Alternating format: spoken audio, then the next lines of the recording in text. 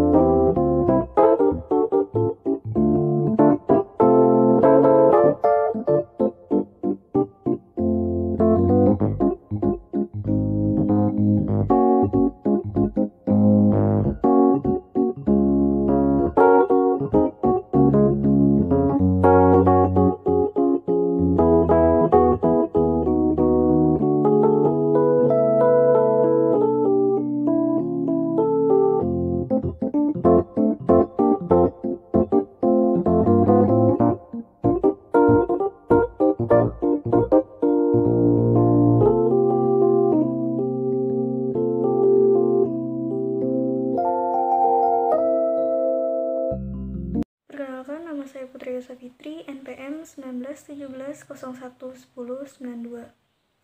Unsur-unsur pembentuk identitas nasional yang pertama adalah suku bangsa. Suku bangsa merupakan suatu golongan sosial masyarakat yang memiliki sikap askriptif, ada sejak lahir, dan coraknya sama dengan golongan umur dan jenis kelamin di Indonesia. Yang kedua, agama. Indonesia terkenal sebagai negara agamis, di mana ada 5 agama yang tumbuh dan berkembang di Indonesia, yakni agama Islam, Kristen, Katolik, Buddha, dan Hindu. Yang ketiga ada kebudayaan. Kebudayaan merupakan suatu kemampuan manusia sebagai makhluk sosial yang berisi tentang seperangkat pengetahuan yang mendukung kehidupan manusia itu sendiri. Dengan kata lain, kebudayaan merupakan pedoman bagaimana manusia menghadapi lingkungan sekitar guna bertahan hidup. Yang keempat adalah bahasa. Bahasa merupakan suatu simbol atau lambang yang digunakan sebagai sarana komunikasi antar manusia satu dengan yang lainnya. Indonesia memiliki setidaknya ratusan bahasa daerah dan bahasa dialek dari beragam etnis dan kelompok. Namun, dari keberagaman itu, ada satu bahasa yang digunakan sebagai bahasa pemersatu, yaitu bahasa Indonesia.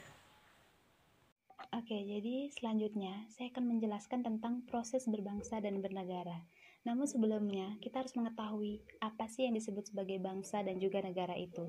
Jadi, sebuah bangsa dapat diartikan sebagai sekelompok besar manusia yang memiliki persamaan nasib dalam proses sejarahnya, sehingga mereka memiliki kesamaan watak dan juga karakter yang kuat untuk tinggal dalam suatu wilayah tertentu, sehingga mereka dapat membentuk suatu kesatuan nasional atau sistem pemerintahan. Sedangkan negara adalah suatu wilayah atau tempat di mana sekelompok orang tersebut melakukan sistem pemerintahannya. Nah, untuk membentuk suatu bangsa dan juga negara tersebut memiliki 4 persyaratan, di mana yang pertama memiliki wilayah, yang kedua memiliki warga penduduk, ketiga memiliki peraturan atau undang-undang, dan yang keempat memiliki pengakuan dari negara lain atau internasional. Oke, selanjutnya proses terbentuknya bangsa Indonesia yang sebenarnya secara teoritis telah tercantum dalam pembukaan Undang-Undang 1945. Jadi, yang pertama, terjadinya negara tidak sekedar dimulai dari proklamasi, melainkan karena adanya pengakuan akan hak setiap bangsa untuk memerdekakan dirinya, di mana penjelasan ini tercantum dalam pembukaan Undang-Undang Dasar 1945 pada alinea pertama. Selanjutnya, pada alinea kedua dijelaskan bahwa adanya perjuangan bangsa Indonesia melawan penjajah dan menghasilkan proklamasi. Nah, selanjutnya pada alinea ketiga, di mana pada alinea ketiga ini dijelaskan bahwa terjadinya bangsa Indonesia adalah kehendak dari seluruh bangsa Indonesia. Dan yang terakhir, menyusun alat-alat kelengkapan negara yang meliputi tujuan negara, bentuk negara, sistem pemerintah negara, undang-undang dasar, dan dasar negara. Dengan demikian, sempurna terproses terjadinya negara Indonesia, di mana penjelasan ini tercantum dalam pembukaan Undang-Undang Dasar 1945 pada alinea keempat. Assalamualaikum warahmatullahi wabarakatuh. Perkenalkan, saya Novita Andriani, NPM 1617011090. Di sini saya akan menjelaskan proses berbangsa dan bernegara serta faktor-faktor pendukung lahirnya identitas nasional. Proses berbangsa dan bernegara sekarang ini erat kaitannya dengan hakikat pendidikan kewarganegaraan, yaitu upaya sadar dan terencana untuk mencerdaskan kehidupan bangsa bagi warga negara dengan menumbuhkan jati diri dan moral bangsa sebagai landasan dalam pelaksanaan hak dan kewajiban dalam bela negara. Hal ini dilakukan demi keberlangsungan kehidupan dan juga kejayaan bangsa dan negara. Dengan mencerdaskan kehidupan bangsa tersebut, memberikan ilmu tentang tata negara dan juga kepercayaan terhadap jati diri dan juga moral bangsa, sehingga hal itu mendukung dalam proses berbangsa dan juga bernegara. Selanjutnya yaitu faktor-faktor pendukung lahirnya identitas nasional. Terdapat dua faktor, yang pertama adalah faktor objektif dan yang kedua adalah faktor subjektif. Faktor objektif merupakan faktor bawaan yang sudah melekat dalam suatu bangsa. Contohnya adalah geografi, kemudian demografi, dan juga ekologi.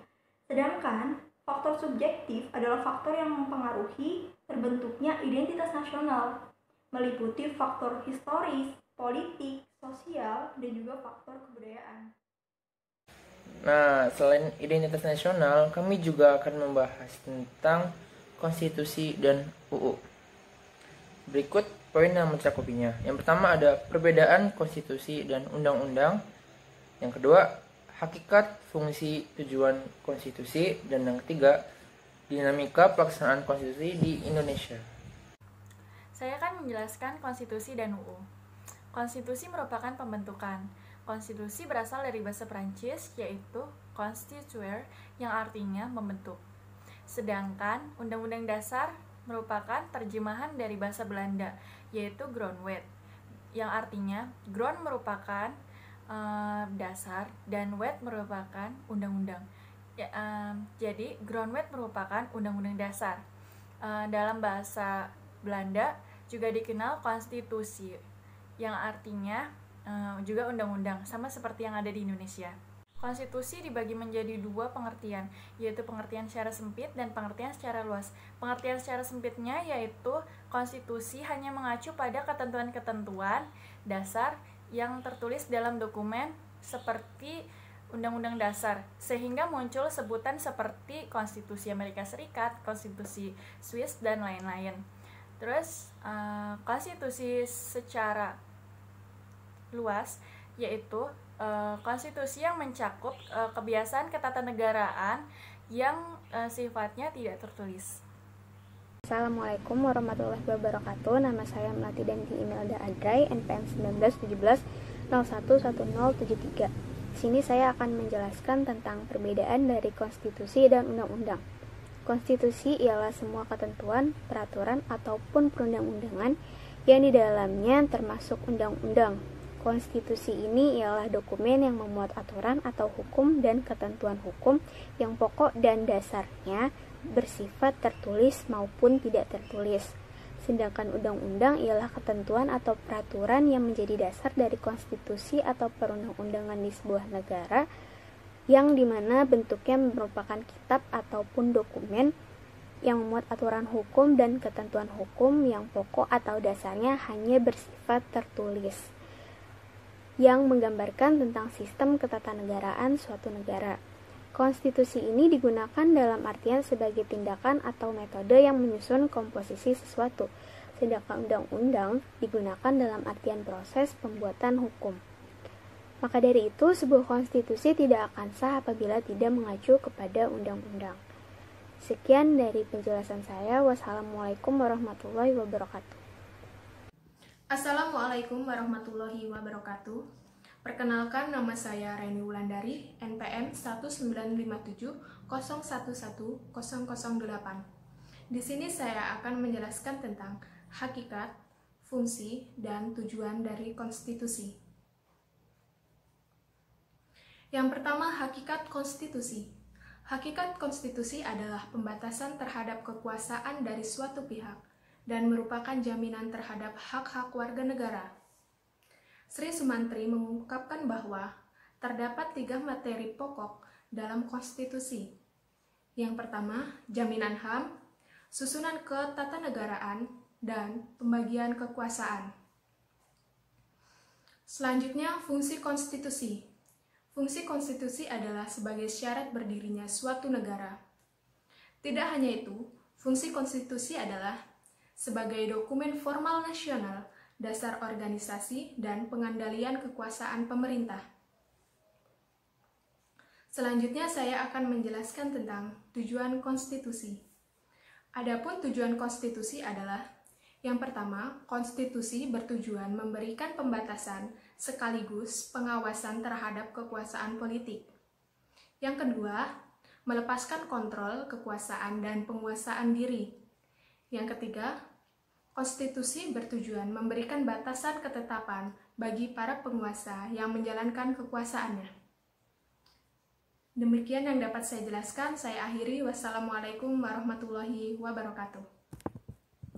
Ya, di sini saya akan menyampaikan materi tentang dinamika pelaksanaan konstitusi di Indonesia. Ya, di mana konstitusi sendiri merupakan pegangan yang dijadikan dalam penyelenggaraan suatu negara.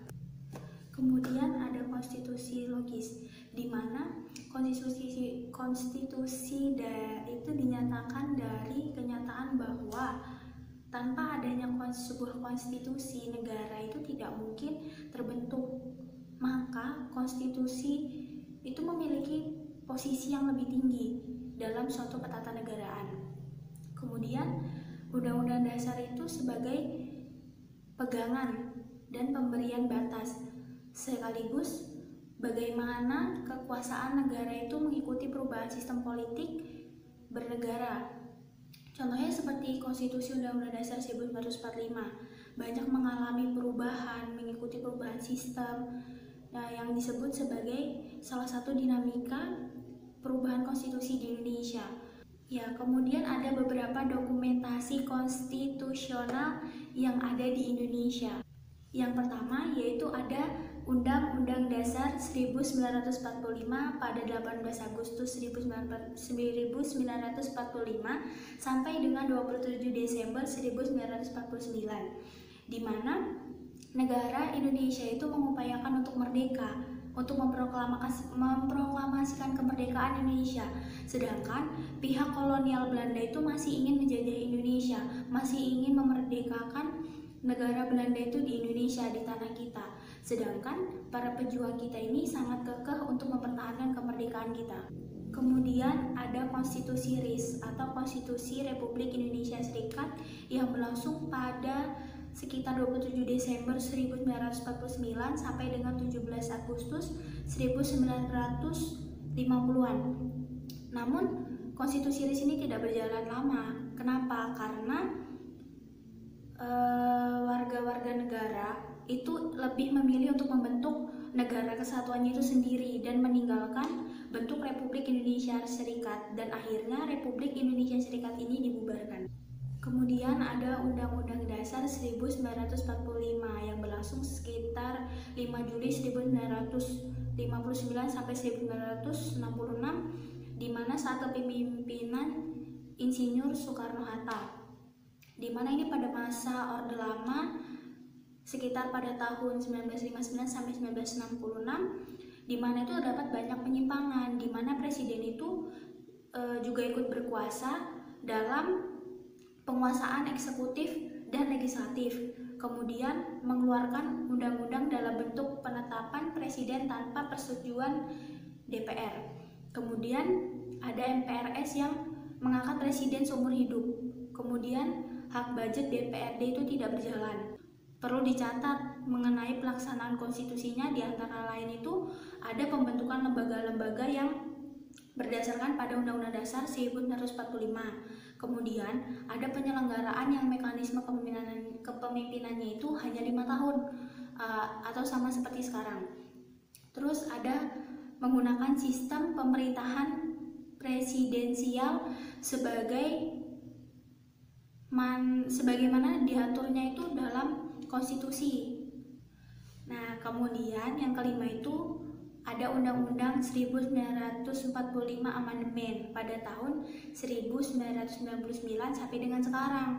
Nah, ini penetapan sistem pemerintahan pasca amandemen ini, diantaranya itu ada perubahan ideologi politik, kemudian ada penyelenggaraan otonomi daerah, kemudian ada penyelenggaraan pemilu yang dilaksanakan 5 tahun sekali untuk memilih presiden dan wakil presiden, kemudian dilaksanakannya kebebasan pers dan bertanggung jawab, kemudian ada perubahan undang-undang politik berintegritas, pemilu yang melakukan sistem multipartai. Nah, kemudian itu ada konstitusi demokrasi itu memiliki prinsip-prinsip dasar demokrasi loh. Di antara lain ada menempatkannya warga negara sebagai sumber utama kedaulatan. Kemudian ada mayoritas berkuasa dan terjaminnya hak-hak minoritas. Kemudian adanya jaminan penghargaan terhadap hak individu warga negara. Kemudian ada pembatasan pemerintahan. Kemudian adanya jaminan terhadap keutuhan negara nasional dan integritas wilayah. Kemudian adanya jaminan ketertiban rakyat dalam proses bernegara. Kemudian adanya jaminan berlakunya hukum dan keadilan. Nah, gimana teman-teman? Cukup jelas kan? Semoga jelas dan teringat-ingat ya teman-teman. Oke, saya sebagai perwakilan kelompok izin undur diri, kurang lebihnya mohon maaf. Wassalamualaikum warahmatullahi wabarakatuh.